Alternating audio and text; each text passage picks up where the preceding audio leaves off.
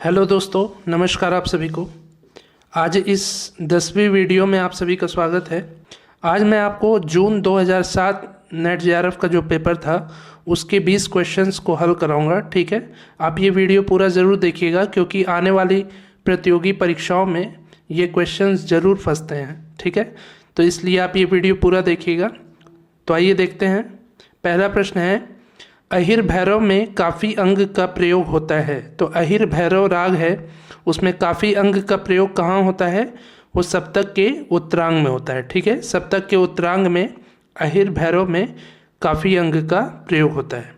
इसके बाद नेक्स्ट है, कान्हड़ा का वह प्रकार जिसको मालकौस अंग के साथ गाते हैं। तो वह है कौसी कान्हड़ा। ठीक है, कौसी कान्हड़ा को मालकौस अंग के साथ गाते हैं। इसके बाद नेक्स्ट है, दीपचंदी ताल बजती है, किसके साथ बजती है? ठुमरी के साथ। ठुमरी गायकी के साथ दीपचंदी ताल का प्रयोग किया जाता है। ठीक है, फिर इसके बाद नेक्स्ट है, बसंत ताल की मात्रा है। बसंत ताल की मात्रा है 9 मात्रा। ठीक है, बसंत ताल 9 मात्रा का होता है। इसके बाद नेक्स्ट है, पुष्कर है। पुष्कर क्या है? अवनद्य वाद्य है। अवनद्य वाद्य में दोनों तरफ चमड़े मड़े होते हैं। ठीक है, इसलिए इसको अवनद्य वाद्य कहते हैं। तो ये हो गया 5 प्रश्न। इसके बाद आता है छठवां प्रश्न। छठवां प्रश्न है, झुमरा ताल के पहली मात्रा के धा का मान क्या है?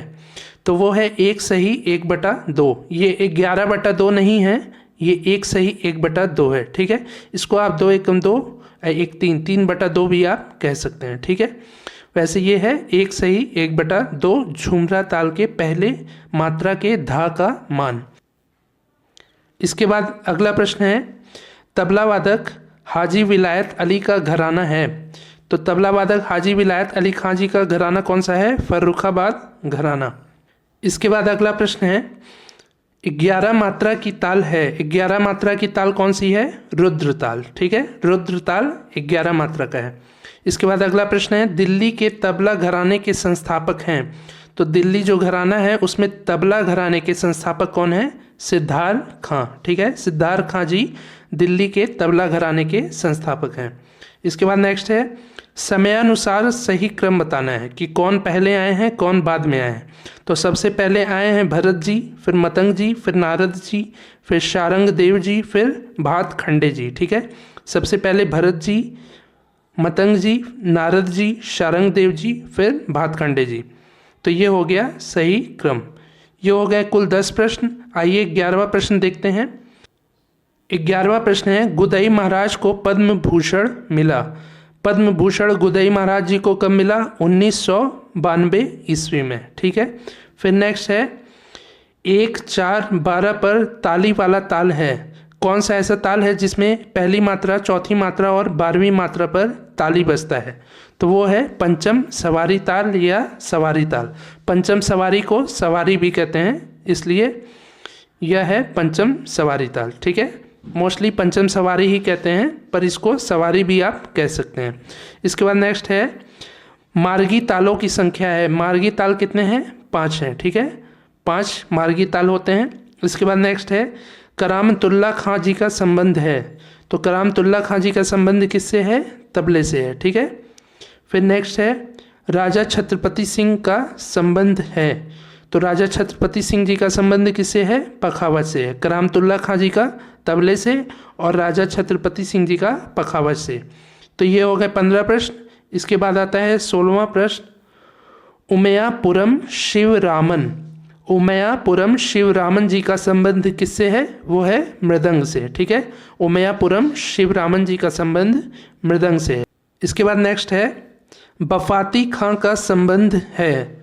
तो बफाती खां या इनको बफाती मियाँ भी कहा जाता है। ठीक है, तो बफाती खां जी का संबंध किससे है? ढोलक से है। फिर नेक्स्ट है, संगीत रत्नाकर में मार्गी व देसी तालों की संख्या है। संगीत रत्नाकर जो ग्रंथ है उसमें मार्गी और देसी ताल कितने बताए गए हैं? तो उसमें 5 मार्गी ताल और 120 देसी ताल को बताया गया है। इसके बाद नेक्स्ट है, 2.25 गुण है। 2.25 गुण क्या है? 7/4 को आप 2.25 गुण भी कह सकते हैं। फिर नेक्स्ट है, ठुमरी के साथ प्रयुक्त ताल। ठुमरी जो गायकी होती है उसके साथ दीपचंदी ताल का प्रयोग किया जाता है। तो ये हो गए आज के टोटल 20 प्रश्न। आज ये 10वां वीडियो है। इसके पहले मैंने 9 वीडियोस बनाए हैं जिसमें मैं 20-20 प्रश्न प्रतिदिन आपको बताया हूँ। ठीक है, यदि आपने वो वीडियोस नहीं देखे हों तो आप डिस्क्रिप्शन में दिए हुए लिंक के द्वारा देख सकते हैं। वो सभी प्रश्न जो मैंने प्रत्येक दिनों में बताए हैं, वो सभी प्रश्न भूतपूर्व परीक्षाओं में पूछे जा चुके हैं और आगे भी प्रतियोगी परीक्षाओं में अवश्य पूछे जाएंगे। ठीक है, तो यदि आप उन वीडियोस को देख लेते हैं तो आप आने वाली प्रतियोगी परीक्षाओं में अवश्य सफल हो पाएंगे। यदि यह वीडियो अच्छा लगा हो तो आप इसको लाइक करिए, ज़्यादा से ज़्यादा शेयर करिए, और यदि आपने अभी तक इस चैनल को सब्सक्राइब नहीं किया है तो अवश्य कर लीजिए, ताकि मैं आने वाली वीडियोज़ में बहुत ही इन्फॉर्मेटिव क्वेश्चंस को हल कराऊंगा, तो आप उससे वंचित ना रह जाएं। इसलिए आप इस चैनल को सब्सक्राइब जरूर करिए। ठीक है, पूरा वीडियो देखने के लिए आपका बहुत बहुत धन्यवाद। Thank you so much.